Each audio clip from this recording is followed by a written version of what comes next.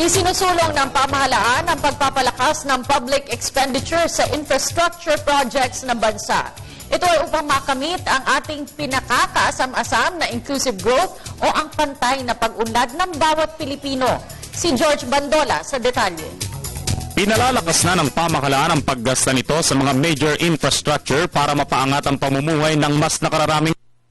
Sa katunayan, halos 400 bilyong piso ang inilaan na ng pamahalaan para sa public infrastructure para sa susunod na taon. Sabi ni Socio-Economic Planning Secretary Arsenio Balisacan, mataas ng 35% ang halaga na ito kumpara sa 295 billion peso allocation for public infrastructure sa taong 2013. Dahil sa paggasta nito, inaasahang mas mababawasan pa ang presyo ng mga bilihing dinadala sa mga palengke at pamilihan dahil sa mga bagong kalye at tulay na ipapagawa ng pamahalaan. Maaaring idaan ito sa Public-Private Partnership Program o striktong bidding.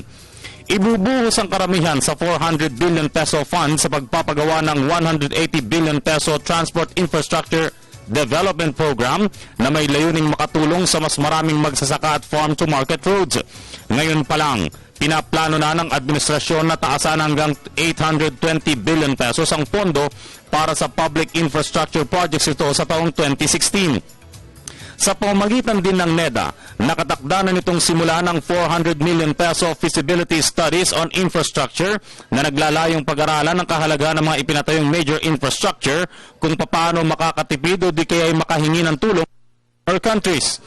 Samantala, iniulat ng Department of Trade and Industry na umangat ng 20.4% ang manufacturing industry sa bansa sa unang kalahati ng taong kasalukuyan. Nakapagtala ng 3.4 billion peso investment sa manufacturing ang DTI-BOI. Kaya naman, hinihimok ng ahensya na higit kailangan ng bansa ngayon ang manufacturing sector dahil dito siguradong dadami ang trabaho. Para sa Telebisyon ng Bayan, George Bandola.